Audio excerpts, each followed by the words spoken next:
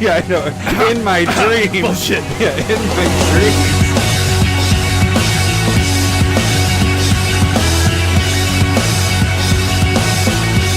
I see some opponents scheming. I see a giant growth chilling. I see that commander they be plotting to get. See, I can tap that forest and we can pump it up. Oh man, I had no idea the entire song. I was just like, what is he singing? I have no idea. But so I don't know the song, or is it Pump It Up or Pump It Up? Yeah. I have no idea. Joe Budden. Oh, it is Joe Budden. Yeah. Okay, yeah. I did have that. Yeah, this was song. a request by Tyson. Nice, that asshole. That asshole. Thanks, Tyson. Yeah, and he didn't give you the lyrics, right? You had to make that up. No, I figured this one out. Nice. And it's like the song is so just like disjointed that it's like hard to pick a spot. So like this was probably like the least like impressive part of the song, but it's like the one that you could actually work with. Yeah, it's what I can work with. Otherwise, I'll it's tell just you, all over the place. This was the first one that I think you've done where I was like, I have no effing clue until you got to the last part. Pump it up. I was like, okay, I recognize that. I guess welcome to Commander Smiths. We are the Commander Smiths. Episode number 28. Correct. Made it. I'm Adam Smith. I am Lowry Smith. Mr. Cousins. Yeah, I want to talk about that. Kirk Cousins? Cousins? I would just prefer to like just be friends with podcast benefits. It's not you, it's me. Yeah. Fine, we can be cousins, whatever. What are we doing this week? Oh wait, we got a bunch of stuff. Let's talk about our emails and everything. Plug our stuff? Yep. You can follow us on Twitter at Commander Smiths. We got a ton of tweets this week, and actually a ton as in like 4 or 5. Yeah, that's a ton. It's a ton more than we had before. But we also did 2 Insta-Specs this week. 2 cards one card actually popped right after I Insta-Spec'd it, which was Conspiracy. Yep. Foil time shifted. Those jumped up right after I put it out there because there was limited quantities left. You actually picked up a couple. Yeah, I went out and picked up like 3 or 4 of them. I think I got 4 exactly with that. Yep. And then it jumped up to 20, so it doubled up right away. Whew. And then the other one, it still hasn't jumped. It's moving, but it's, what is it, Arcane Adaptation. That's the one that's just like it. Oh, yeah. The like blue Conspiracy. one from Ixalan. Yeah. That one's going to be harder to move. Yeah, because it's and I put that in the tweet that it's still in standard, so... But there's a limited supply for a standard card, so that's why I was like, this one actually might move a little bit, and that one might take a little bit more, but it's still there isn't a lot of cards there. So that was one thing that happened with Twitter. So if you're following us on there, you would have seen you had made double your money if you on Conspiracy, and then lost this week. A ton on the other one. No, you wouldn't. I actually specifically, you're such a dick. You're a dick, Lowry. We haven't even done I know the email stuff, but I'm cracking the beer. Is this the quickest we've done it? You've been a dick right when we're trying to do our dang intros. Yeah. So where else can they follow us? You can follow us or send us emails at commandersmiths@gmail.com. Which we got a few of those. Which we appreciate. Adam appreciates it a bit more. I answered my email. Lowry is still yet to answer one of our emails. You'll get an email here soon, but we try to answer them as quick as possible. Yeah, but Adam will answer you. I'm not Lowry got engulfed with a show this week that he was... What were you watching this week? I'm a superhero nerd too, so Same I like here. Agents of S.H.I.E.L.D. I was doing 5th season. Nice. Enjoyed it. Instead of emailing you, he was a dick and just watched his show. All right, so this moving on. This one's going to be Central Waters Brewing Company. It's Peruvian Morning. It's a brand stout, Brewer's Reserve. It's a bourbon barrel, and what percentage is it? I can't find it. Yeah, it's pretty good though. All right, let's taste it. Cheers. Chocolatey, kind of. Is that? Yep. Yeah. Oh, it's pretty good. Malt beverage aged in used oak bourbon barrels with coffee added. Nice. So this might help my your hangover. My hangover. Yeah, I don't drink like a 20-year-old anymore. Or the 30s. Man, those hangovers. Last I had Fireball last night is what kind of kicked my butt. Yeah, that sounds awful. Yeah. But yeah, this tastes pretty good. And I will admit there aren't like really beers like this down in Peru, so they only had like one when I was down there. Is that where you picked it up? No. This was just Central Waters is an American company. I don't even know where it is. Yeah, I can't see it. Whatever.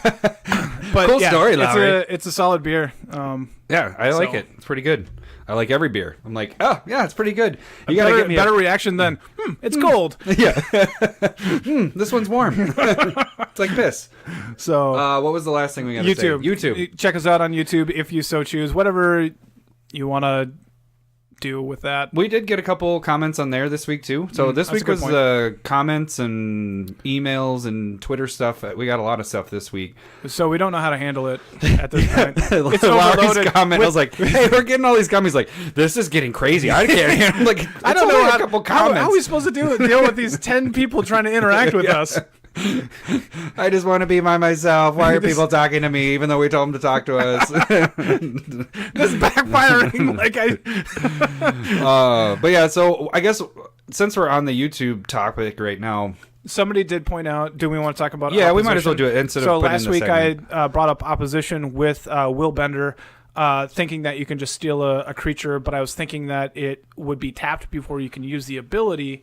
But the YouTube commenter, and it makes sense as well, as you tap a creature with Will Bender and opposition in play. You take their creature that effect with Will Bender first, and then the opposition tapped. would happen, and you can react to the tapping by tapping it to take another creature. So then you just take everybody's creatures. Boom, boom, boom, boom, boom. Takes every creature on board that you can target. So more of a dick card than what Lowry was. Actually, it was what Lowry was thinking originally. It's what I was thinking. I changed it last second because I was like, I don't want to sound stupid. So he was intending to be a super dick, and then he was kind of like, oh, it's not as good as I was thinking. No, it is as good as you were thinking. Yeah, it's quite good. Glare of Subdual as well would work with that, which is green, white, 2 colorless enchantment. It's on the tapped out list as well. So, getting that out of the way. So, thank you, commenter. The other comment was on our... Well, I guess let's just get into our segments, because we have quite a few topics this week. So the first thing is going to be kind of what we were just discussing there, our show notes from last week. We made some changes to our Spotlight decks, just a couple cards we hopped in and out of there. There's some things with YouTube that I wanted to note. So just show notes is going to be our segment 1. Segment 2 is what are we doing? We'll do a spotlight on Xantcha, Sleeper Agent. Nice. I'm excited to see what you have here. It's pretty cool. Yeah. I really like it. And then we're going to get back into a heated topic or a whatever controversial topic, I guess. I said it before. Not a single person has said. I know no one's like, God, you guys are dicks for doing that. But we're getting back to the reserve list. We did do that. I don't know. I think it was like the first 5 episodes. It was our second and third episode that we had ever done. But it felt like our fourth and fifth one because we had already re-recorded. Re-record one and. So we're getting back to that. Only we're picking certain cards that we had already picked. So. But that we think are still good buys. That if you haven't bought them yet, or if you're actually trying to make a few dollars off of them or whatever, make some money, these are ones that we still think are worth getting into. Yeah. And then we finish up with listener email. So we actually had an email come in that was actually already a topic we were going to talk about. We were going to talk about proxies because it's kind of a buzzing topic this week. There was a couple podcasts actually that we're discussing it. Goldfish dealt with it in a very good long article. Yep, it's a very good article. I saw one on Cardsphere, an article where they talked about proxies. I think Fast Finance talked about it this week. I was like, that's kind of funny because we're all talking about it. So we're going to go back and discuss what our proxy, what we do with our stuff. Because somebody had asked us to talk about this back during, I think it was around the 4th of July. And then we just hadn't got around to it because Commander stuff was coming out. Christmas. And so everybody beat us to the punch, even though we were going to be awesome and original. Now we're just sounding like we're copying them. Hey, they're talking about it. Let's talk about it too. Let's jump on the coattails. Exactly. If you want to hear good original content, you're going to want to go somewhere else. Right. We're going to talk about what everybody else is talking about. Yeah. But we did have this before. I don't know how to prove it to you guys, but we did have it. We already had it on our list. But then when the listener email came in, we kind of were like, oh, we're going to wrap this all together. Okay. Yeah. So, all right. So let's start off with our show notes from last week. So a couple of things that got added. If you're a listener that watches on YouTube, I did, and I'm going to continue doing this, is we're going to have time jumps throughout our episodes. So if you do want to just skip to the specs or the spotlight, you're going to be able to just click on it on YouTube and I'll kick you over to that. It'll also note on Podbean or whatever else you're listening. You'll see where you can just skip to if you want to. because we did have a list. No, not a listener didn't say anything. We just had a comment from some friends going, "Hey, this would be nice. Be cool." Yeah. But we did have a listener talk about the hyperlinks that I was adding in. They weren't working on all of the platforms. So Podbean, you can see it. You can go, oh, it's the hyperlink. You click it, and then the deck it'll bring you where you need to do. But then and that's where I was working off of. Right. And so when it shot over to YouTube, when maybe on Apple was it? I think Apple it doesn't work either. And so when it kind of got shot off to a couple of the other places, the hyperlinks weren't necessarily working for everything. So what I'm going to end up doing is just kind of like putting the title like it would be a hyperlink, but then just putting the link underneath it. Right. So this episode will have Xantcha on there, so you can actually click on it no matter which one you're listening. You'll either click on the hyperlink or copy and paste the other link if it doesn't. Yeah, we're going to hope that works. So I'm not going to go around and test it. Yeah. Just cross fingers. Yeah. And so if it doesn't work, you can comment again, and then I'm going to say, fuck it. I'm not doing it anymore. Fuck this, I'm done. I quit. Get on Podbean. Yeah. Everybody go to Podbean. It works there. So then a couple changes to our decks. So I made 4 changes. I took 4 cards out and added 4 cards. I haven't even played it yet, but I took out the cards that your instants and your sorceries that you're only going to get 1 use out of it. I don't have any recursion really in the deck to bring back instants or sorceries. So I was like, well, it'd be better if I had more permanents that were out. So I took out Dream Cache, what is it, Portent, Telling Time, and Ponder, and I replaced those with Jace the Mind Sculptor, as Lowry suggested last week. Yeah. I also went and actually bought Scroll Rack, so I am. Thank you. That is a very good card to have in there. Welcome. A couple things that you should definitely get. Ancestral Knowledge is an awesome reserve list card and is perfect in this freaking deck. We'll kind of talk about that too. Yeah, that's one of our cards we're going to talk about. And then Sustaing, though that card actually started jumping because of this deck as well, but Sustaing, it's an enchantment that comes out and you can tap X and basically scry the top, except you can't put them on the bottom. Scrying, yeah. It's just looking at it and rearranging your top. Yeah. But then you can tap 2 blue and 3 colors, I believe, and you can shuffle your library. Correct. So those are the 4 adds, and I took out those other ones. What did you do with your deck? You had a couple changes. So I did get to play some games. You made it less dickish, right? Isn't that what you did? I played 2 games with Estrid and 1 with Xantcha, but I won't talk about Xantcha right now. But so with Estrid, basically, like, I started thinking about all the times where I was just going to get busted up super quick, and it did happen. So I had, like, Return to Dust, and then Archaeomancer, brought it back, and then, just exiled 2 more of my enchantments, and then they were playing Amanatu deck, and so they blinked Archaeomancer to bring Return to Dust back and did 2 more exiling. Oh. It just wrecked me. Mm-hmm. It was like, huh. And so what I had to do was I sat down and I added a bunch more protections. So, okay. I think that might be what I'm lacking with mine. Once I play through it, I'll figure that out, but I only have a few on there. Yeah, so I added, I had Sterling Grove in there already, but I wanted stuff that protected all of my permanents, or at least my enchantments, so added in Sterling Grove, Avacyn Archangel to give everything indestructible.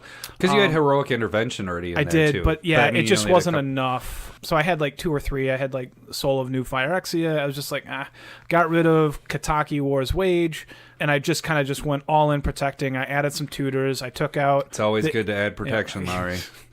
Otherwise, it's helped me for many years. Yeah. Just Lowry kidding. Number 2 is Lowry number 3 is in the picture. No protection there. Stop. Did I distract took out, you there? Yeah. Train of thought is gone. I added in tutors, but then I took out the infinite combos with I'm blanking on it, but Intruder Alarm and the other one. So I took that out. I took out some of the auras that stole creatures to add just more protection and more consistency. So I was able to add in like Sensei Divining Top. I put in because that was a card that I was like, you didn't have Senseis in there? Yeah, and then basically what I was running into was like I didn't have enough creatures. Like it felt really just slow and janky, and if you weren't able to pillow fort enough, which I didn't have enough of in the deck, you just kind of got ran over really quick. So it just I had to I've probably changed 20 to probably half the deck at this point. Oh, really? Yeah. Okay. And so... And all these changes have already been made. Both of us have changed on Tapped Out. Not fully true for me. Oh, well. So I've changed probably half of them, and then I did a bunch more like this morning. Okay. And so I'm still kind of tweaking it. It feels a lot better. One thing that there are 2 like Eldrazi enchantments that put out like an 0/1 and a 1/1 during your upkeep. That's helped me have more creatures for opposition and Glare of Subdual. It allows me to block with just chumps that don't do anything. I feel like just it gives you a little bit more game if you have them. Nice. So wrath effects don't hurt you as bad. Yeah.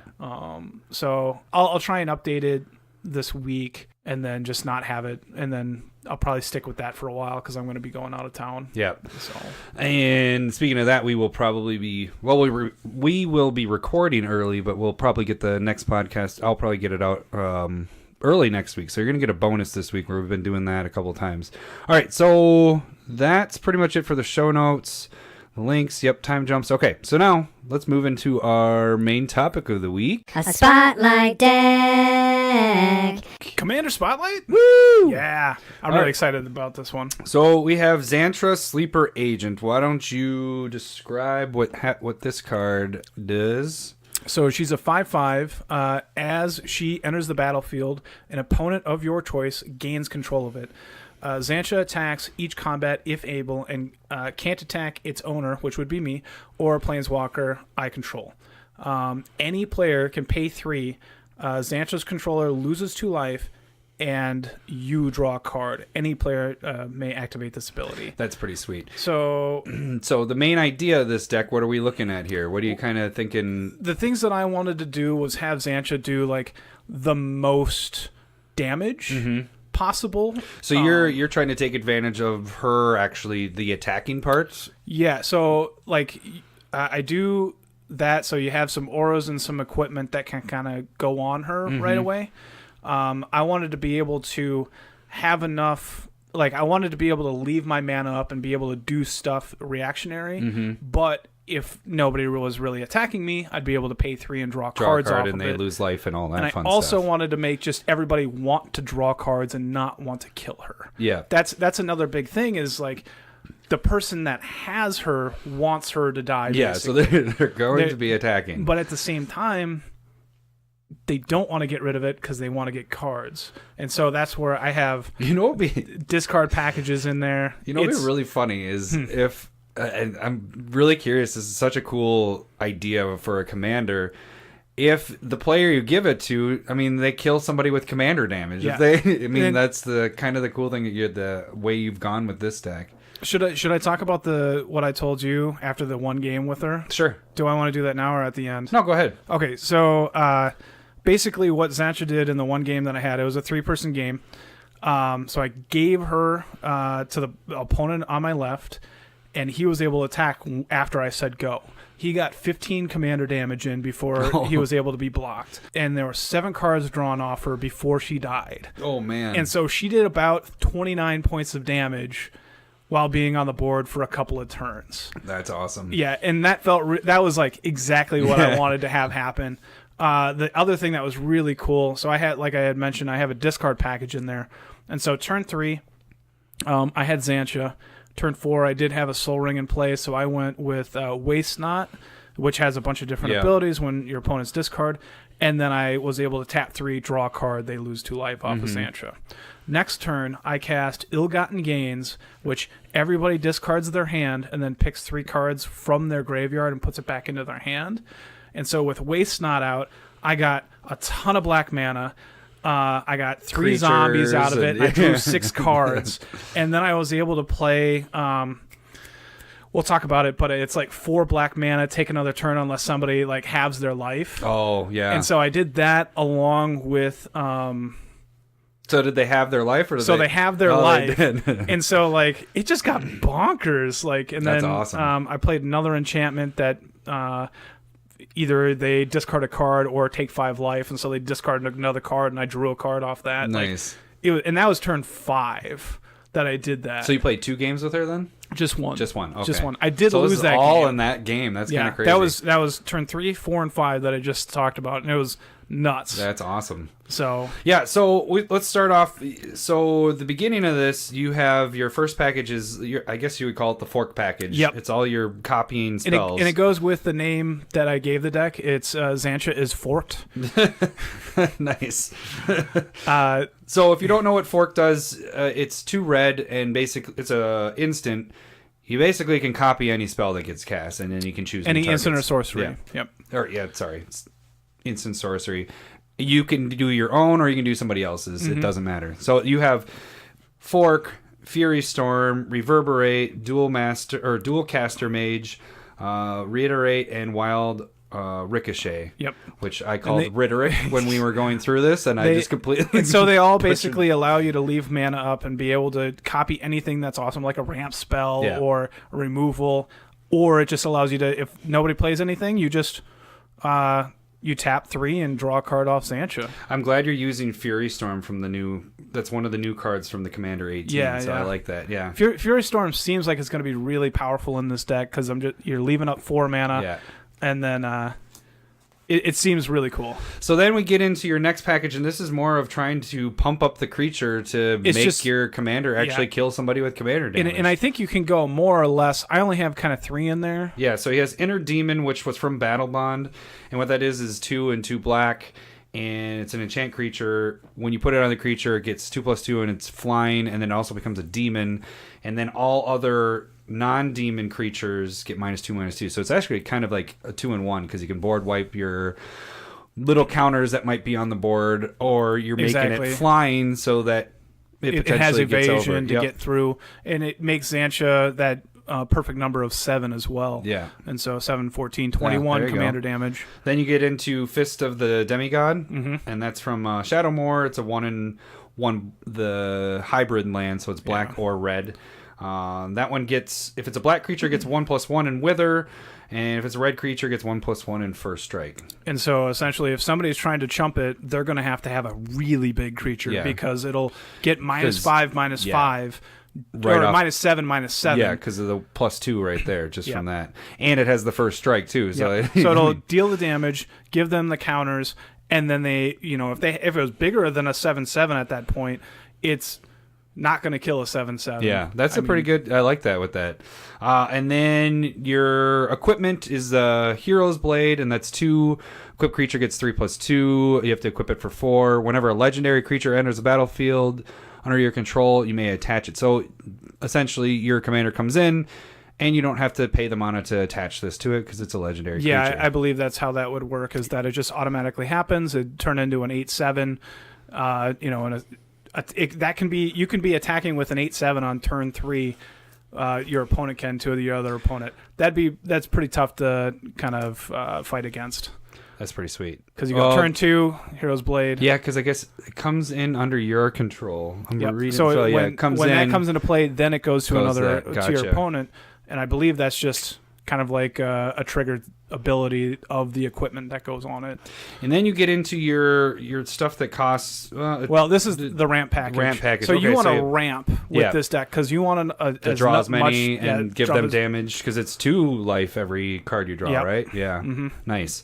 So you have Heartstone, which is the 3, and your activation abilities cost 1 less. 1 less, and so anybody basically that means Xantcha is 2.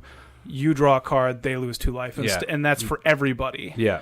And so that helps out a ton. Yeah, that is for everybody. And then you have Neheb the Eternal, which that's from Hour of Devastation. Yeah, Hour of Devastation, and that has. So what does that one do again? It's 3 and 2. It has a flick 3, and then during your post-combat main phase, you get to add a red mana to your mana pool for each life loss. So that's pretty sweet. And so essentially, if you don't even want to attack into anything, you can just pay all of the mana that you can, and you'll get 2, 4, 6 mana in your next combat or your next main phase, and then you just draw more cards off of that and have them lose more life. That's pretty sweet. So, and that's not including any of the attacking that you're trying to do or any other damage that you're trying to get through. Then you have one of our favorites, Crypt Gas. We've talked about this card a bunch. That's for basically doubling your swamps, and it also has Extort, which is a nice little added bonus to it. Yeah, and so being able to double what a swamp does, same thing with Nirkana Revenant, and then there's the Shit, I forgot the artifact, but it gives it's 6 mana. You name a color when it comes into play. Oh, Cage Sun. Cage Sun. There we go. Now I don't have to explain it. So it's just doubling mana. Yeah. You could also. I just cut Mana Flare today, or right before I put it on tapped out. But Mana Flare doubles everybody's mana. Yeah. And so that could be really helpful, but I was just a little worried that people would get just like too far ahead. Yeah, that kind of helps everybody too much. Yeah, so like they're drawing and being... I wanted people to play spells, but it just like...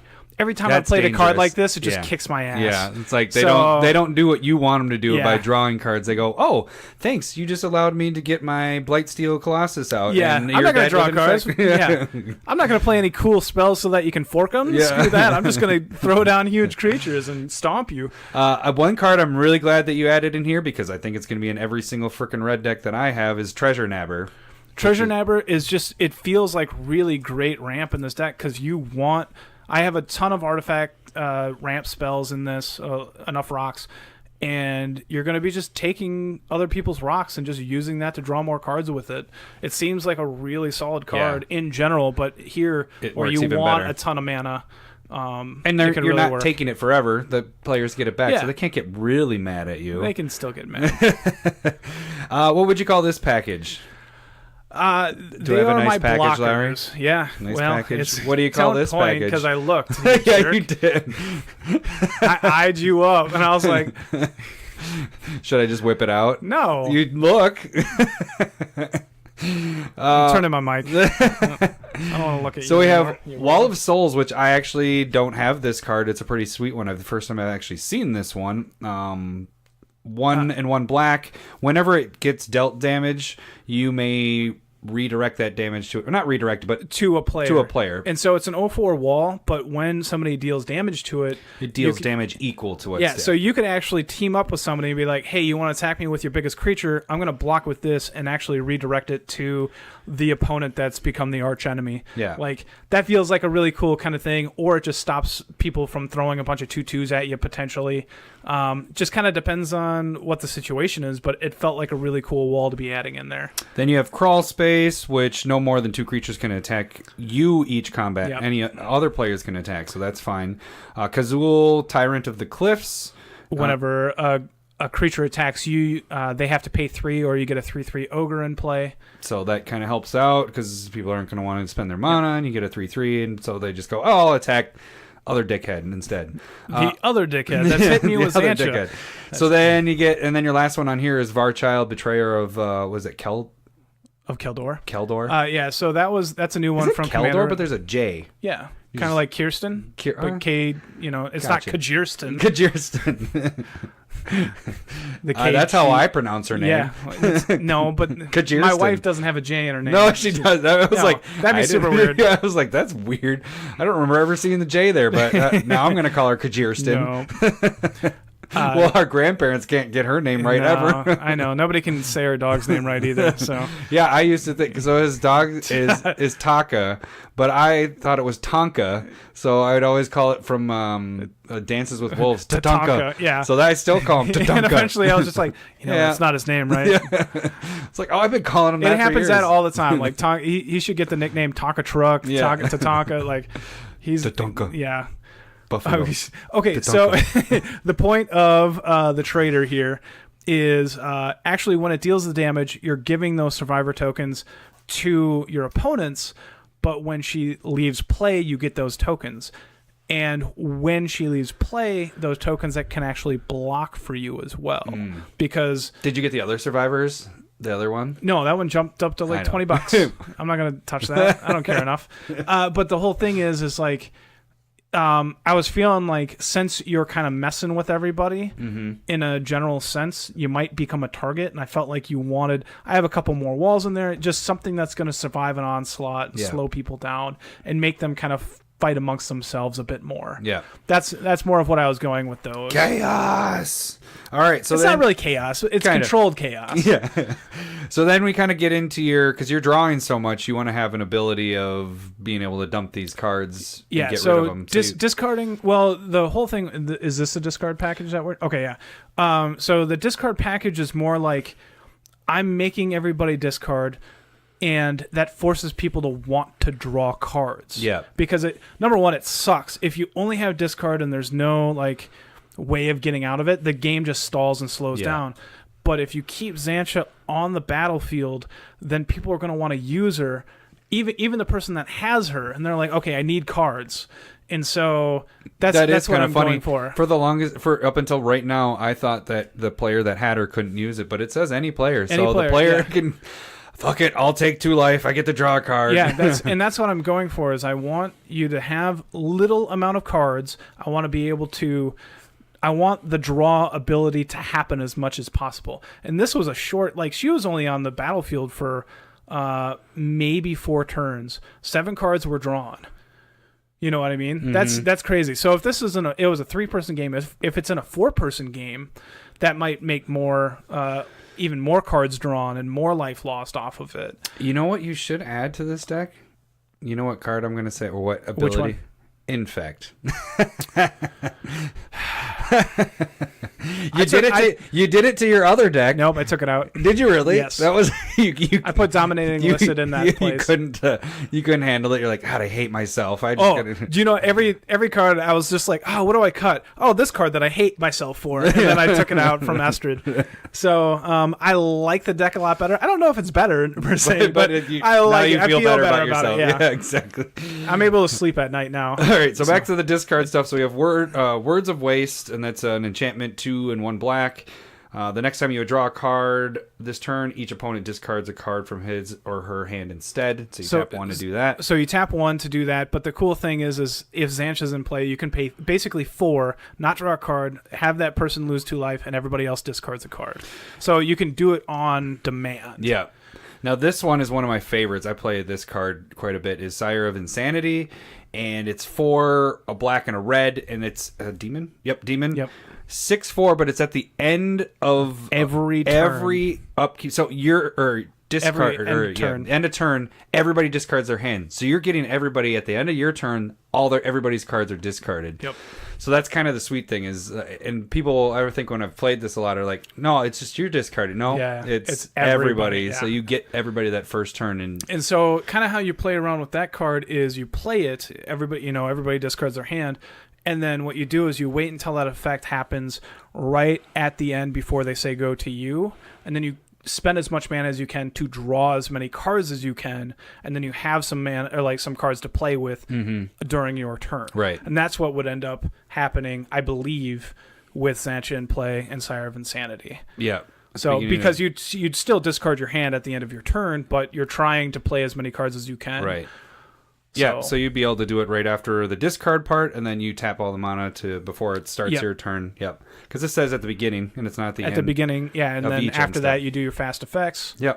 Who the fuck says that? You just did. Jesus. Yeah. Jesus says it? Jesus says it. I went to church today. Nice. I heard him say it. I went to a funeral today, so I heard a whole bunch of stuff today. So then we got Waste Not, which is 1 and 1 black. This one's a pretty sweet card. I picked these up a while back, which is nice. It's whenever an opponent discards a card, it has 3 different effects. If they discard a creature card, you get a 2/2 zombie. If you discard a land card, you get 2 black mana. And then if they discard a non-creature, non-land card, you draw a card. So this is a sweet ass card. And so, especially in this kind of deck, if somebody ends up discarding a card on their turn and you have 1 mana open, you can use those 2 black plus your 1 and draw a card. Mm-hmm. Like, it just all around is a really great card in a discarding style deck. Yeah. Then we have Geth's Grimoire. That one's just whenever an opponent discards a card, you get to draw a card. Yep, just more draw. That's kind of sweet in there. Now we get in just... this one is more of like I have a drawing extra cards package. I am a little bit of like, you do have a lot of discard in there. You still want to be able to draw cards if people aren't letting Xantcha stay on the table. And so, I think I have 5 or 6 cards in there that allow me to still draw cards. So, like, Read the Bones is the one he's talking about right now. It's scry 2, draw 2 cards, and lose 2 life. This is a pretty sweet draw engine. And so, but at the same time, if Xantcha's staying in play and people like it, then that can end up being discard fodder because you don't need it. Right. And so it has a little bit of it works in both ways within the deck. And then you want to talk about these 4 cards. These are last They're just 4 random, besides pretty land. cool cards in there. So we have Nim. It's Nim, right? With M. Yep. Nim Death Mantle. It's an equipment. Gives a creature 2/2 and Intimidate. Whenever a non-token creature is put into the graveyard from the battlefield, you may pay 4. If you do, return this and attach it to it. So that's if people are trying to kill Xantcha, you have your mana open to be able to use that 4 generally. And so if they do kill it, you pay the 4. You bring it back into play with that equipped, and then you give it to somebody else. And then it's a 7/7 Intimidate. Yeah. So then, you give it a little evasion there, so it can get through too. And then Crown of Doom. That is this one's kind of awesome. Whenever a creature attacks you or a planeswalker you control, it gets 2/0 until end of turn. Target player other than Crown of Doom's owner gains control of it. Activate this ability only during your turn. So you can tap 2 to give it to somebody, and then they get screwed. And then it never comes back to you. And so you make sure you have 5 when you cast this card. Yeah. Because you want to go 3 into play, 2, give it to somebody else, and then attack them with what you have. Yeah. That's what you basically want to be doing. And then you deal a ton of damage, and then the other person goes, well, you're wide open, but I can do that other person a ton more damage. Yeah. And then you just hope that gets passed around and a lot more damage is thrown out there. And then you have War's Toll. This is from Battle Bond. Is this original from Battle Bond? No, this is another a printing. guild pack, I believe. So it's whenever an opponent taps a land for mana, tap all the land that player controls. If a creature an opponent controls attacks, they have to attack with everything. So it's kind of making everybody freaking full out. So if that person that has Xantcha has to attack with all the creatures, it basically forces them to do it. And then if somebody's tapping for a spell, they need to tap out, and any unused mana is going to end up being put into Xantcha to draw a card. Nice. And then to finish it off is Rite of Raging Storm. This is the one where it's an enchantment, and I think everybody beginning of upkeep get a 5/1 elemental creature with trample and haste, and it can't attack you. Yep. And at the end of their turn, they sacrifice it. Yeah. So you're giving everybody at the beginning of their turn a 5/1 trample haste, a super pumped up that can't attack you. Yeah, and just freaking giving people beasts. So funny little story is I have had that backfire on me, where somebody gets that, and then they destroy it, which means that the creature can attack you. Oh, because the conditions on the enchantment, not on the creature. But it did get sacrificed at the end of turn. Yeah, so it did. At least you get yeah. that part. Yeah. So, but I've had that happen, and I just have go, a 5/1. fuck. So then some of your special lands that you wanted to talk about was Urborg, Tomb of Yawgmoth. You need that for Cryptghast and just turning everything into swamps and then doubling your mana that way. You need it. Gaia Reach of... this one is one of our specs that we had. Yeah, we've talked about this a couple of times. And that one allows each player to draw and then also discard. So it's awesome if you have Waste Not out, or if you have Geth's Grimoire, or if you just want to put something in your graveyard, or just gets you a little bit extra draw. It's pretty solid. Then Drownyard Temple, that allows you to tap 3 to bring it back from your graveyard. It's a colorless mana. Yeah, it's a land that allows you to be able to discard. Same thing with Dakmor Salvage. Yep, and the same exact thing as Dredge too. So you're able to bring that bad boy back. Just more of the specialty utility lands that are kind of helpful within the deck. Sweet. I dig it. So it felt like a really powerful. I don't like. Again, I didn't win that one game that I did play, but the person went overrun, and then I went down to like 10, and then I thought I could maybe crack back, but I just didn't. Got them down to like 2, and then they overwhelming stampeded me and like kicked the crap out of me. I was like, well, I can't do anything about this. Exactly. So that's pretty tough to. 2 overrun effects after we already killed the player that like have their life after. Well, because then when you get down to 1, when it's 1-on-1, then it's more of they just have it. It can't attack you, so it's just more of tapping the mana to draw the card. And that's where the big mana would come into play, like trying to be able to draw enough cards. Which that makes sense, because if you're getting everybody else dead by that point, you should have a lot of mana at that point out, so you can. One thing that I was thinking about here too is like after I made my list, I kind of started going through EDH Rec and seeing what cards were popular with it. And I was seeing like a lot of like target player sacrifices a creature. You don't want that. No. You don't give Xantcha to a player that can sacrifice it. Just because you just wasted your time. Make sure you're not doing that. There were other things of like there was like a weird like doubling damage that is dealt. Like, understand that if you're working with the combat damage, sure, but that's a losing life effect when you're drawing cards. So that does not work for damage. Right. Those are two different things. Right. Because I was just seeing cards that were similar with that. I was just like, that's not really how that works. And maybe they were thinking of it as just like being able to do a bunch of damage. If she was doing the damage, then you could probably do something like, but she's not. It's just doing loss of life. Yeah, loss of life is a bit different. Because if she was doing the damage, then you give her infect. Yeah, and then that's you crazy. do that. Oh man, that'd be nuts. That'd be really cool. That'd be my kind of commander right there. So, I think it's again, you don't give this to somebody that can sacrifice their creatures super easy, and I think you just want to be. You don't want the sacrifice effects for everybody. Like Innocent Blood's an awful card in this deck. Don't play it. And cards like that. So because they'll just sacrifice Xantcha, and they're like, all right, spend as much mana as you want. Yeah, exactly. Thanks for giving me a creature that I can sacrifice to it. So yeah, I think this one I enjoy playing this one a little bit more than Estrid at this point. Oh really? Nice. Yeah. It's very different. It's a very different deck that we've seen. You know. So and the thing that I like about it is like discard does suck to face, but it gives you an out with Xantcha. Yeah. That's what I'm hoping that kind of people like about it. Playing against it. It'll be interesting to get a good big game, a couple games in to see how. And I think having 4 player, it's awful in 1v1. Like, don't play Xantcha. Yeah, that's a bad idea. But 3 or 4, I think it's pretty solid. 5 ends up being like probably too much. Yeah, there's too many. Like there's too many options for creatures to be able to like kill it, or more chances for wrath, and so I think if you're playing in a 3 or 4 person game, I think that's right in the right number there. Cool. Well, yeah, if you want to check that out, go to Tapped Out and check out Lowry's deck. What is it called again? I think it's Xantcha is totally forked. But it might just be Xantcha is forked. Can't quite remember what I wrote down at this point. All right, now we move into our next... this is kind of taking our Smith Specs of the Week section, because we're just talking about Reserve List. Smith Specs of the Week! Reserve List Edition!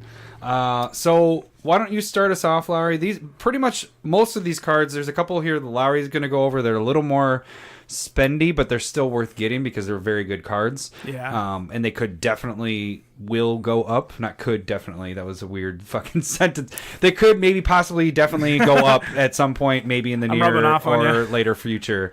Yeah. You can't be so definite in your talking. Just BS around a little bit, and then people are like, oh, that sounds like you're right. And then if somebody's like, oh, you're such an idiot, and we're like, I said maybe. Yeah. Didn't you catch that? One of those words was maybe. So why don't you start us off? Because the first card is going to be more of the expense. Is it the most expensive one we have on this list? Yeah, out of both of our lists. Okay, Memory Jar. This is a card that I absolutely love. It's 5 mana for an artifact. You can tap it.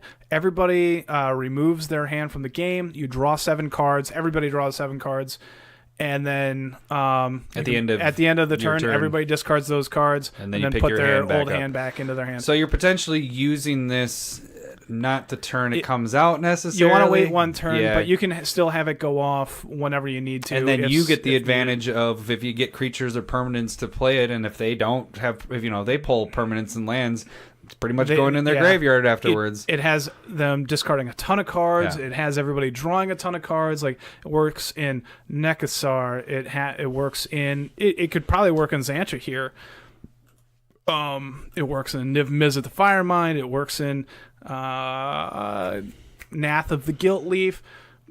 I think it works in a bunch of different decks. Yeah. And so that one's sitting at what right now? It's sitting around $30 right now. It did have a reprint that Wizards doesn't like, but it was in the FTV foils. Yeah.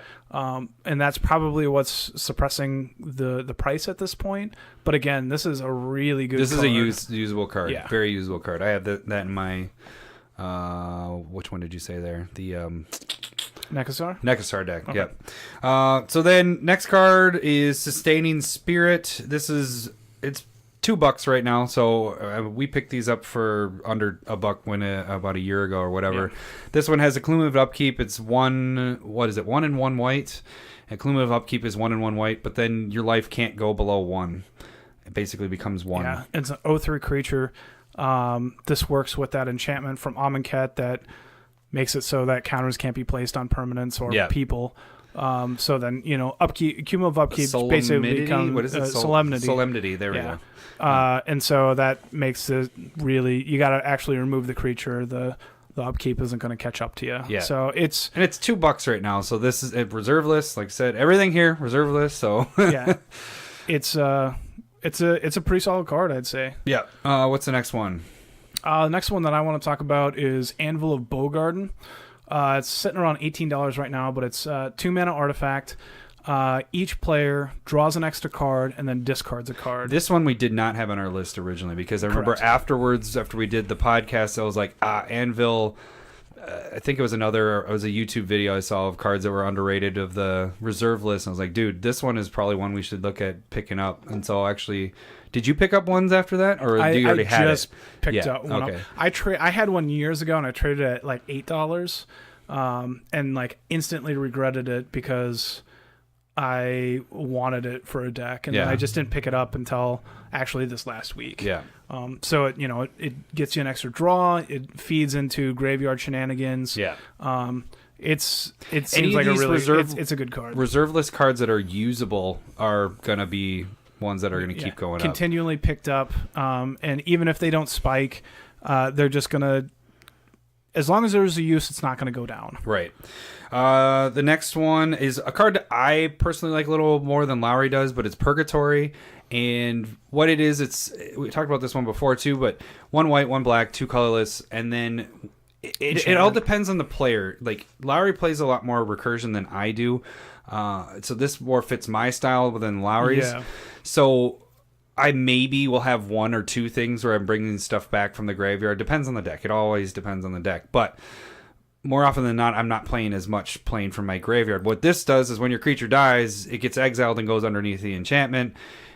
During your upkeep, you may pay 4 and 2 life, is it? I believe that's 4 correct. And 2 life, and then you can play a creature that's exiled into play for free. Yeah. I mean, besides the 4 so kind of what Adam is saying is like, if you're not recurring anything from your graveyard, then what's the point? Like, why worry about a card being exiled? Yeah. And because it was just going to go to waste anyway. Right. But if you're a player that does play with stuff like that, and like Lowry is that type of player, he does play a lot of recursion stuff. Regrowth is really good in my mind, and I like bringing creatures back from my graveyard into play, or some type of shenanigan like that. To me, Purgatory isn't a very good card, but for Adam or his style of play, it does make sense that it's a solid card for what's going on there. And it also depends on if you're playing like a zombie deck where they're 2/2s. It really doesn't. You don't want to pay the 4 mana and 2. It's like it kind of depends. If you're playing big creatures and stuff like that with the white, you could be playing demons or angels or things that have enter the battlefield effects. Now, like when we were discussing it, I was thinking probably a really good place to be putting this would be Kalia, unless you're doing a reanimating dragon deck with like Blade Wing. Yeah, but so like if you're just able to cheat a bunch of big creatures out and then somebody wraths, they all go underneath Purgatory, and then you're paying 4 to bring them back anyway. So like at a reduced cost, that makes sense as well. Right. So and she's $2 as well, so it's easy. It's worth picking up. Yeah, it's an easy if you just want it for your collection. All of these cards. So that's kind of the funny thing is I have my Excel sheet that I put for whenever I buy cards. I put it on there. Every single one that we bought has at least triple, quadruple. A lot of these have gone up so go backwards. Quintuple. It went up 1.5%. It went up though. No, but even the ones that were like reserve list ones where we just picked up 1 or 2 copies, those all they all went from 50 to 75 cents up to $2 plus. Yeah. So they're gonna keep going. So that's why we're kind of re-talking about them, being like, hey, these are probably gonna continue going up on the rise. Right. Why don't you go to your next one? Maybe we move these along quick. Are we running out of time? I no, guess we're doing fine. We're what the heck's the problem? Jeez. Why my voice get so high? Okay. Illusions of Grandeur. It's 3 colorless and a blue enchantment. When it comes into play, you gain 20 life. It has cumulative upkeep, but the big thing is you put this in Zedru. If you're not playing this in Zedru, you're wrong. You donate this You're wrong. You donate this to one of your opponents, and when it leaves the battlefield, They lose 20 life. life. You make sure that they don't, like, if they kill it right away, big deal. Then, you're back to where you were. But you gain 20 life. And they lose. It's a And they're gonna 40-point lose, swing yeah. right there. And that's where you do it. Yeah. Absolutely. Next one is Spectral Guardian. Oh, how much was Illusions right now? Do you have that? Illusion's sitting around like $11-12. Okay, so it's a little more expensive, but yeah, it is a good card. Yep. So Spectral Guardian, this one's at $3 right now. This one's just, if it's untapped, it's a white card. It gives your artifacts, not artifact creatures. I believe it's just artifacts. Yeah. Basically Shroud, kind of hexproof. Yeah, Shroud. it's like a 2/4 yeah creature. for 2 white and 2 colors, I believe Correct. is what it is. Yeah, I do remember that part. So it's $3 for that right now. That's a pretty sweet card. I kind of started adding those into decks if I get a chance, but it's only in probably one deck right now. But it's a decent card to protect your Soul Rings and your Sensei Tops and all that stuff. Yeah. So yeah, next one. So Sands of Time was actually one that me and him both had, but we had already kind of discussed it. So this is it's an artifact. Is it 4 or 5 mana? 4, I believe. 4. And so during your upkeep, you simultaneously tap anything that's untapped and then untap anything that is tapped. Yep, 4 mana. So it's 4 mana artifact. So the big deal with this is it actually kind of, if you have something to do with it, you can kind of go infinite with the new Taunos legend. That's red-blue. And you can red-blue tap, and then you double Sands of Time effect. And so you make sure everything that can tap, you tap that before the effect happens. Then you're untapping everything, and then you're able to double the effect again with Taunos. So you can double it up. You can keep on doing it. Now, this is all going to be during your upkeep, so you're going to have to do something. The thing is that you have infinite mana. You got to do something with the mana. On your upkeep. Because it goes away. Yep, that will go away. So you need to do something in red-blue. You can... instant fireball, Comet Storm, not fireball because it's sorcery. But you know what I mean. That's the overarching thing. Exactly. Fireballs is doing X damage. Nobody says disintegrate. Like it's you fireball them. So you got to do something at instant speed. But that is a thing that you can do, and it is a reserveless card. And I would suggest being a dick and doing it.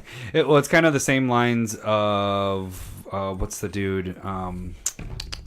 The cumulative upkeep where you get 1 red is that went way up. Braids of Fire. Braids of Fire. Like I have that in decks, but you need things that use activated abilities or instants or whatever because it goes away. And it works. That card works really well in Olivia Vildarin, so because you're able to steal a bunch of creatures. Yada yada. Next one is Dominating Licid. This is 2 blue and 1 colorless. It's a 1/1. Basically, what it does is you tap 2 blue and a colorless, and you tap it, and you get to take a creature. Except it gains the ability of you can tap 1 to make it lose the effect, so you can make it back. Yeah, turn it back into a creature. So I think the whole point is if somebody goes to like disenchant it or some shit, then or like the creature's about to die, you just pay 1. Yeah. It's that creature's going to die, but you're not going to lose your Licid. Right. And this is about $6 right now. So and also Sands of Time was about $6 as well. Oh, correct. I forgot about that. Next one. Lure of Prey. Now this is it's sitting around $5 right now. It is an instant that is 2 colorless, 2 green. Whenever an opponent casts a summon spell, you may cast this and put any green creature from your hand into play. Now that's 4 mana to cheat a green creature into play from your hand. After creatures are going to happen. That's the whole point of having a legend. This card is going to be able to cheat your biggest green creature in your hand. Yeah. And it's a surprise. And what's our price on that guy? Sitting around $5. So yeah, nice. Then we have our favorite from when we did it the first time, Equipoise. Equipoise. It's a fart. Back when we were so young. Yeah, back in the day. Back in the day. So Equipoise is a 2 and 1 white enchantment. It's kind of like a little balance in a way, but it's during your upkeep. Each land target player controls that has more than you get to choose the player. Does it phase? Is that what it is? Yeah, it phases out. You repeat the process for artifacts and creatures. So you can kind of pick out, that person has a bunch of whatever. Phase that out. Yeah, they're getting way ahead. Slow them down. And actually, I kind of... I almost put this in my Estrad deck as well, just to slow people down, because it doesn't take effect with enchantments anyway. Yeah, so it wouldn't it's affect artifact at all. lands and creatures. So normally was noticing that I was pretty far behind on creatures, and so I'd be able to slow people down with their creatures and stuff like that. And so the cool thing about it is you get to choose. So, like, you get to choose the creatures that phase out and the lands that phase out and all that. Yeah, I was just reading, I was making sure that that's what it was. But it says target land he or she control phases out. So you're the one that's targeting it. For each land target player controls in excess of the number of lands you control, target land, creature, artifact. Crazy. So you can take out the biggest creature that you don't like there and make it phase out, or you can take out Agaea's Cradle. Phase them. Take that all out. So yeah, this one's about $350 right now. Definitely, I started moving this into some decks too, like you were just saying, to kind of control the board a little bit. Yeah. I haven't seen it played yet, though, is the thing. We put it in decks. It's the fun part is when you actually get to see it in action. So, definitely. What do we got next? The one we've actually talked about this card a lot. Urborg Justice. 2 black instant. Target player destroys any amount of creatures equal to the amount that you had die that turn. It's just a great card. It's sitting around $5 right now, or $4.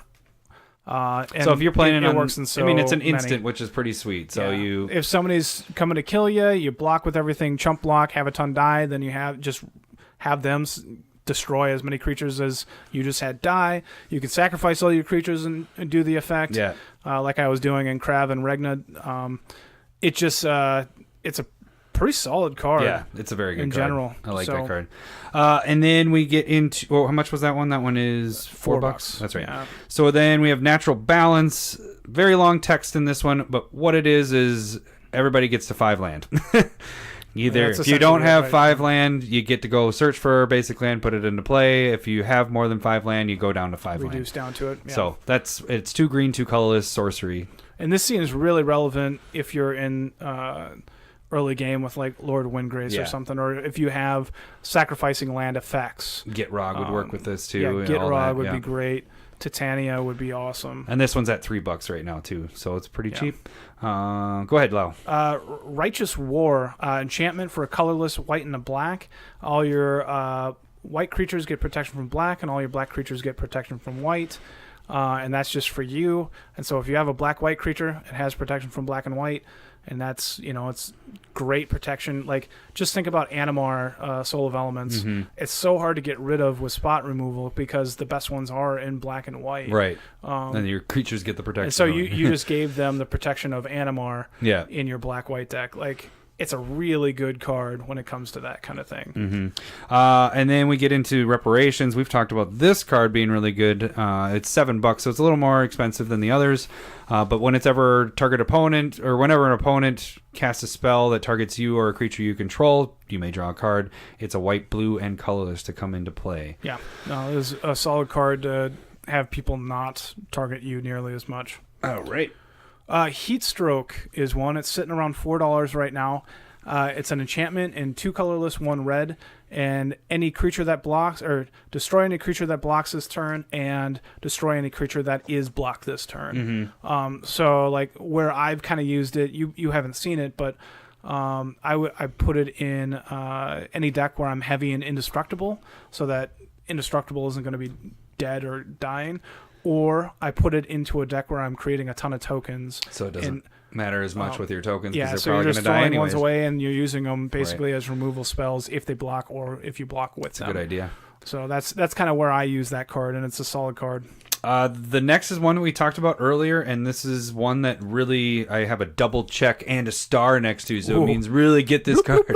Ancestral Knowledge, and that fits with this ninja stuff, but it's 1 blue and a colorless. When it comes into play, you get to look at the top 10 cards of your library, remove any cards you want from the game in that 10, then put it back on top of your library in any order.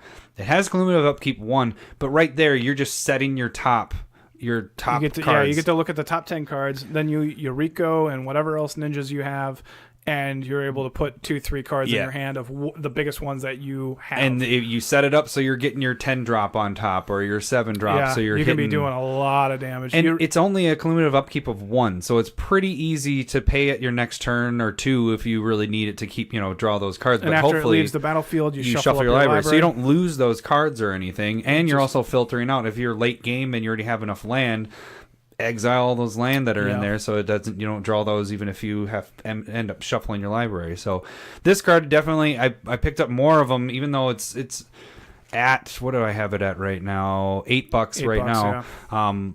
It's still a good buy because I think it's going to spike now because of the ninja deck is kind of, it's fueling a lot of cards. Yeah, it seems really powerful for 2 blue mana within that deck. And then it's just a good card in general for other blue decks. Yep. So all right, next one.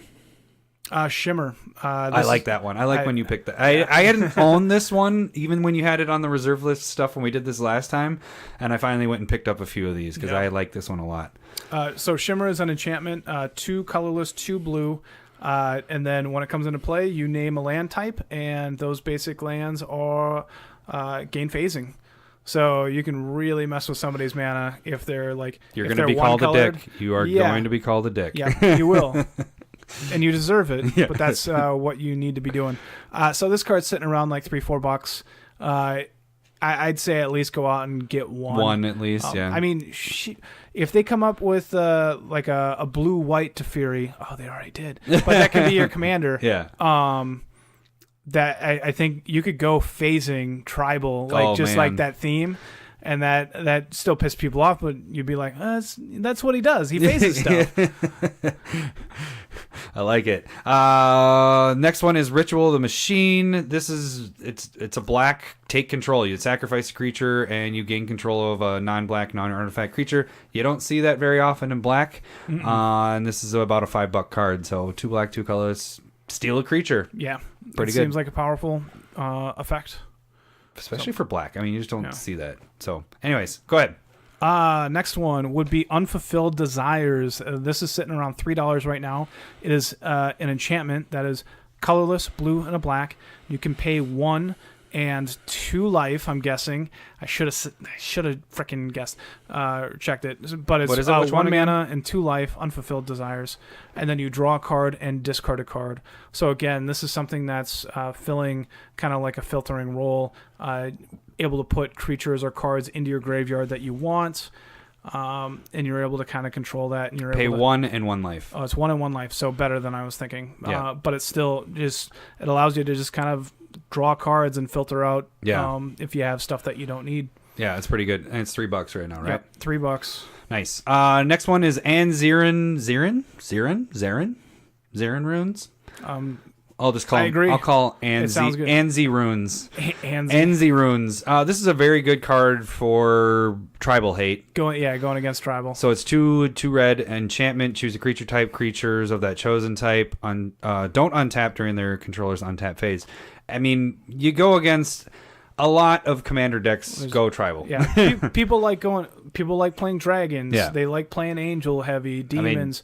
Look, I just made a ninja deck. I mean, it's not all ninjas, but you have new zombie stuff. You wall got deck, vampires. Nobody plays cats, so don't worry about that. You can name it, but nothing's gonna happen. That'd be a bad choice. Yeah. Just say Soul Ring and be fine. You're just as good if you said dogs because that's pretty much how many people play cats. Now we're gonna get some listeners that are pissed. Like, that's my favorite deck. I love cats. I love. I mean cats. I'll beep that one out. Jeez. We had a really clean one going Pussy here. cats is what I meant to say. I'm going to beep that one out. Don't worry. You've said it like 17 times. But now I'm saying pussy cats. I originally just said the word, and then it just really sounded That's bad. like just going, I can't say ass, but I'm going to say ass or something. No, that'd be like... Or is it the other way around? That wouldn't work at all. Pussy cats is fine. No. One's okay on TV. Like, ass is okay, but saying ass is a swear word. Because you that's added so the whole. That's really weird. Yeah. Asses you have it's just a different describing word for it. I'm going to bleep out the whole part when you just said that. It's going to be ass beep. bleep. You gotta blur out, like, bleep out the whole thing. Yeah, this whole segment. You can say ass, is but you just can't say ass. This And is then the whole long beeping Jesus. segment. I laughed really hard when you did that last episode. I really appreciated that one. I only have one more on my list. How much do you have on your list? Do you have? Oh, are you gonna? I have one more. Okay, go ahead. You go with your last one. So Earthlink. I did a lot of enchantments actually. So this is an enchantment. It's 2 colorless, a red, black, and green. And whenever a creature comes into play, that player either sacrifices a creature or a land. Now the reason this card's under $1, and the reason why I think this is a good card is I think it really goes well in Lord Windgrace. Mm-hmm. So like you have a creature come into play, you sacrifice a card, then you bring 2 lands back into play. You're getting ahead while your opponents are slowly going, losing land and or creatures. So they're always trading their resources to whereas you're able to keep going ahead. And the thing you keep mentioning with Lord Windgrace, actually, that's been the most popular commander out of the ones he that came seems up. Out of really the powerful. Planeswalker commanders, and that's the only one we didn't test out. But Lord Windgrace seemed like the best commander, right. but like the deck was But then just... Saheeli did really well. I'm really curious Saheeli to how those did two do would go really against well. each other. But so that's kind of a good thing that you've picked out a bunch of the ones that go with Lord Windgrace, because I think a lot of players actually like playing with that deck the most. So my last one is Halls of the Mist. It's a land, but you don't use it as a land because it does not give you any mana or anything like that. Has a cumulative upkeep 1. No creatures can attack if they attacked during its controller's last turn. So you get to attack with creatures every other turn.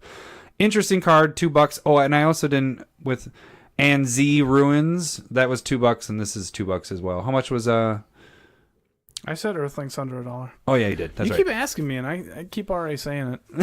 I'll just repeat myself. Whatever. Stop making me repeat stuff. We'll lose listens because that Lowry guy repeats himself all the time. Tells the same That Adam stories guy over doesn't and over. listen to him at all. He's almost like my grandpa. I'm so annoyed with him. All right, let's move into our last segment, which kind of got to go. We don't have to go quick, but we're into our last segment. This is kind of a listener email that came in. We were originally going to talk about proxies anyways, so this can be kind of a quicker segment. But was it Dave? Yeah. Dave. Senior Dave. Senior Dave emailed. This is the second time he's emailed, actually. He was asking about World Champion cards. Which are gold bordered cards. And they have a completely different backing than your typical they're Magic. black, and it says, like, World Championship, Pro Tour, Washington, year, yada, yada. So he was more so asking what we thought of using those, because they're a lot cheaper. You can find your Underground Seas. Well, they're still freaking expensive on there, but you're getting them for a fraction of the price. An example, like the one that I know. So I have Grim Monoliths for real. They're over $100 right now. And then I have 4 of the gold bordered ones because I did not want to use the originals. Mm-hmm. And this is right around when before we were actually using our own proxy cards. But or right now, I bought mine for like 50 cents a piece, and they're up to $10. Yeah. So technically, how our rules are, you should be playing with a proxy instead of that one because you're over 10 now. Yeah. But at that point, they're like. So what was the emailer kind of talking about with it? So he was just wondering because he thought he had heard from his, I think, brother or something that it was legal to use them. And I said, well, it's not necessarily legal to use these. It all depends on your play group because you can't bring these into your local game store and play. You're going to get people pissed. You unless can't go you into know tournaments. the group. Yeah, like if that's your play group and you guys all agree with the gold borders being cool, that's cool. Yeah. But so they're not tournament legal, right? They're not tournament legal, so you can't use them in any tournaments. It goes with what your play group wants to do. Yep. So we kind of were wrapping this in because we were going to talk about proxies anyways, and how that was early on in our podcast when we talked about that, how we do proxies. So we're going to discuss that again. Yeah, along with what all the other podcasts are talking about, the counterfeit cards that are going out. And there is a difference between counterfeits and proxies, right?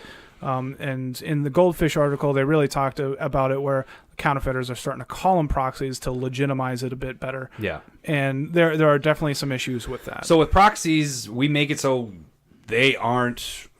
You can tell they're not real. As we talked about, like our process, we print them out on a piece of paper, and then we are literally taping it to like a land. Well, it's glue. basically. Yeah, we're trying to make it look as nice as possible. Like that's my little pet peeve with stuff is making it. I don't want us to just start writing on a card and say this is my black. Or we don't have black Lotus. Again, if you want to, you can perfectly do that. Yeah. But that's just not what we do. But it's nowhere near real. Right. Quote unquote. Normally it's full art expanded. You can tell it's not the actual. They try to use the actual art, but then we expand it. So and it's full art. If it's different art, like whenever we're going into a different play group, we let people know, hey, we have proxies, but we do have all the cards. And that's our rule. Lowry, the microphone hitter. Yeah. God damn it. But as we discussed in our previous early episodes, is we have to own the card before we start proxying it. Yep. So we own every single one, and then likewise, if we're building a modern deck, if you want 4 of them, you have to own all 4 to do the proxies. So you know they can't just because go. I got one and I proxy replace it. The cards you if want it needed. Exactly. So that's kind of what we do with our proxy stuff. We don't try to sell them. We don't try to pass them off as whatever. We just tell people when we go to new, like you said, go to new play groups. We let them know, hey, we're playing with proxies, but we own all these cards. It just and we do. We went that way because before I didn't like. We had the discussion before we had even started using proxies, where I was just like, let's just use proxies. Like, who cares if you own the card? And then Adam and a couple other people really didn't like that idea, so it was like we came up with the rule of own one, which made it really cool. I know I stated it before. I just like it because I was really then trying to get my collection, whereas before, I was being able to use as many cards as you can because you're buying them and you can actually use them that way. Then and it kind of sucked because I'd have like 3 senseis top. Well, you need them in every freaking deck, and so this made it so that our decks were more. They just work better. It's just you're more able to consistent. put in more of what you want. Yeah, like it allowed me. I actually spend more money on Magic because we have proxies. Exactly, because we're going for cards that are. I traded for Manifold. Right. Like I wouldn't have probably bought Scroll Rack if we weren't doing this proxy thing. Because I'm like, it's only going to fit in that one deck right now. But and then I'm not going to want to use it in other decks and all that. But now I own it. Like I wouldn't have spent that money to get that card. It allows you like having a proxy. So like again, maybe we're just getting into why we have proxies, but just to reiterate, you don't want them to look real. You're not trying to sell them. You're not trying to make money. That's the whole point. What you're doing is you're replacing it with a card that you own. And in one point, I will say that I did get because I did listen to a bunch of the podcasts, like Goldfish had their podcast. I think they talked about it there. And like I said before, Fast Finance. Don't go and buy these. Don't buy the counterfeit cards because if you go and buy the counterfeit ones, that's supporting. You're supporting that, and then eventually, I mean, if people start catching on and buying more of the fake ones, and that just becomes part of Magic, like every 10% of the, even just 10% of the cards, if they're fake cards, counterfeit cards. Yeah. That can ruin the market. I mean, you could see a collapse of it. It's just. And so, like, and I've seen that argument of who cares? Magic's so expensive. Like, why not just make all the cards cheap, crash the market?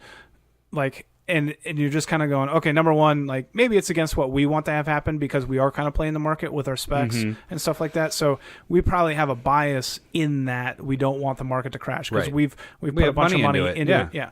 So we have. Not only that, with our collection, we have all these cards. Yeah, we have spent the money on cards that we do use as well. Yeah. But I think the biggest thing that I've seen, and I totally agree, is if cards can just be proxied and everybody's doing it, Wizards makes less money. Mm-hmm. And if stores aren't making money and Wizards isn't making money, this doesn't happen. We don't get new cards. We don't get new Commander product. Even though everybody has some kind of complaint that whatever is being, whatever new is coming out. But if you're paying attention, then that means that you really love the game anyway. Mm-hmm. And so you appreciate them making new games. You don't want this to be a dead game. Yeah.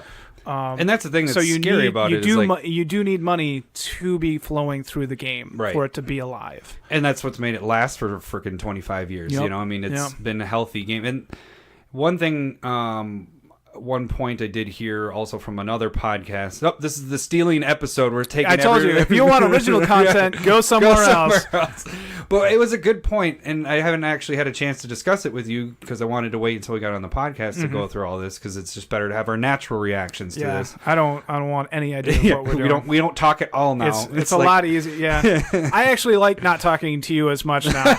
It's a lot nicer. We already drank the beer. You're such a dick. I almost brought up a second one. You should have.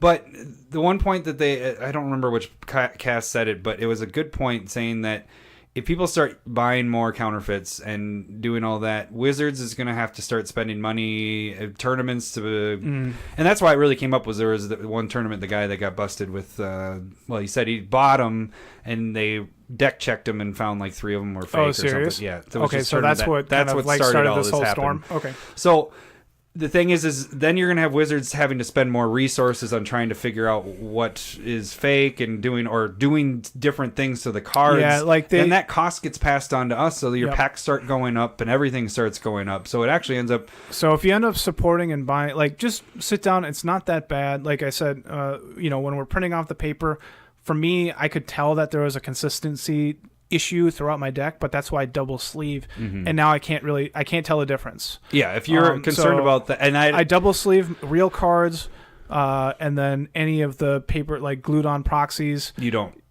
yeah. And then it just works. The thickness is perfectly fine. And you get the perfect fit for the double sleeve stuff, right? Yeah. You want the perfect fit because it gets sloppy within. If it's a wider one, it's way too hard to get into the normal. That's the problem I have when I try to put a condom on. Just get doubtful. I know. In my dreams. Bullshit. Yeah, in my dreams. It's just, those regular condoms, man, I just can't get them on. They have magnums, right? They got bigger what? ones. Yeah. They have one that can fit me now? Let's be honest. Nobody needs those. No, we are hung like field mice. We are the size of one field mouse together. That's what you just said. That is offensive that's to pretty you. accurate. No, I'm just kidding. But yeah, anyways, to wrap it all the way back into the conversation, World Championship card, which we can't do technically with our penises. So penises. World Championship cards just go off of. It goes with your play group. We have them. I will use those before I make proxies. So if I have, I don't remember the ones that I have, but I think one of them, City of Brass. I have a world champ, so I use that before I use the proxies. Well, and I think within that email as well, I kind of skimmed this one because you responded to it, and that's why that person actually has a good answer. And it wasn't me.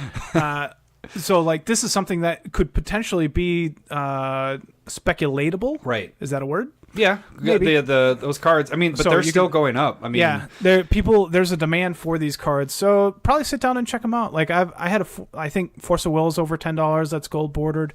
They have the dual lands that are gold bordered. And they're much cheaper, but they're not cheap either. So there's a potential. I just started. They just weren't ever even listed actually. They didn't. They have just started doing it now that there's money in it. Yeah. Because before I couldn't even find them. They were randomly in boxes for 50 cents. And so now that there's a little bit of a market for it, it might be not a bad idea to swing through and look at what's available. Right. Yeah. So, like I said, to summarize, it's just go with your play group, decide that, but realize that if you go to your local game store or tournament or anything, you can't play with those. And also make sure you're playing with card condoms. Always do that anyways, but if you're going to have these that have different backings, you definitely have to have card condoms on. Yes. But I highly recommend you always have card condoms on to keep your cards in mint condition or as good a condition that you got them. Yeah, that's what we do. We even do it whenever we're going any of the pre-release or I sleeve up my 40 card decks. We bring them with because you don't want them to get wrecked. I mean, our hands as Smiths, our hands are naturally pretty damn sweaty. So you get a foil in your hand and a Smith hand without it being on a friggin' card condom. And you play through it with a day and it's sitting in your hand while you're going like that. A round card at the end. You can just tell that it's added moisture into the cards somehow, and you're just that's gross. That's why girls didn't like me. That's why I didn't like holding our hands. Why are your hands so sweaty? You're a girl. Yeah, I know. Your hands are so soft and So sweaty. yeah, I mean, used card condoms. Yeah. But yeah, and we already moved on from gold bordered stuff, proxies. We explained I think it, we so got we're it not pretty going to get good. in trouble. If you have more questions with it, I know I've said it before, but we got to wait for things to calm down. But we will get videos up of showing you how we do the card condom stuff. Not card condom, the He's proxy lying, stuff. Don't worry about it. But Lowry's gonna be going out of town here. We got a brother wedding here, so we're just kind of getting through. Yeah, we're basically gonna try. We're October surviving or at this into point. October, and then once things settle down a bit, then we're actually gonna be able to do some more video content and all that. So exciting! I'd say November. Well, yeah, no. Once Don't we say get October. through October, Yeah, yeah. that makes sense. So, anyways, that should do it for this week. I think we went a there little anything else? long, like I always like to say. We always go And then long. we're spot on. 120. We're spot on. That's pretty good. Pretty good. So yeah, catch us on Twitter again if you want to get on the InstaSpec stuff. We'll keep tweeting Check that if that out. things pop up. Yeah, and Adam will try and respond to anything that you do. I kept saying, did you respond to that email yet? No, I'm gotta finish this episode, and then we get here. I'm like, did you respond to that? Nope, I was procrastinating. I kept thinking I need to. I might email that person eventually. Maybe It's on his to-do list. Yep. Maybe I read when it, you're emailing me and I the show notes and appreciate it. everything, then you can go, oh, I can just finish this email. Probably right not. here. Lowry's a douche. She owes you a beer. Not true. And this is a person we don't that- even know if this person's like. This person says that Legal they're age. in Minnesota, so Sure. they want to actually get together to play at some point. So you got to respond here. What? Why? I don't know. That's why I'm nervous to respond. I don't need no. I don't want friends. You one person to respond, and you're like, this is getting out of control. I don't know if I can handle this. You know what? I have one friend, and that's. I mean, I don't want my friends that are actually listening. To Yeah, do because that. then they're like, Dick. Why? Why? I don't want more than the friends that I have. I don't like anybody else. Anyways, okay, so That's follow not us on true. Twitter at Whatever. Commander Smiths. I'll try and respond. You can shoot us an email. I don't like And computers. I'll respond, and maybe Lowry will respond. Doubt it. What's our email? CommanderSmiths@gmail.com. And then YouTube, you can CommanderSmiths@youtube.com. You can like us, share us, follow us, all that, subscribe, and all that fun stuff. So yeah, that should do it for this week. We will have a short week, but I think the episode will come out Friday or Saturday, so we'll get a day or two jump. You make all these promises. I don't know. I think we'll get it if we get it done on Wednesday. We can get that one out next week or early this week, whatever. I think we should just leave our listeners in the dark and not, if it doesn't happen, then they're fine with it. It'll come out next Monday and we'll be perfectly fine. We don't TMI, man. we do what we want, right? I don't know. No, Anyways. you're telling them what we're doing. We don't do what we want when you tell them. That means that we actually have to like set to that schedule. You don't have to because you're going out of town. That means I need to get the show notes to you like right away. Yeah, you do. Oh yeah. Like, well, instantly. You're going to be out of town though, so you do need to get them to me before you're out of town. Yeah, but I was more rather trying to procrastinate again. So I didn't have to do it, and then we could put it off another week and just skip a week. Yeah, right. All right. Well, you guys, you have a good night. Thanks for day, sticking through that whole afternoon, thing whenever right you there. listen. That was a whole ton Our of whole bullshit. discussion right there. That was pointless. All right, we will catch you guys next week. All right, thanks for listening. See ya. Bye.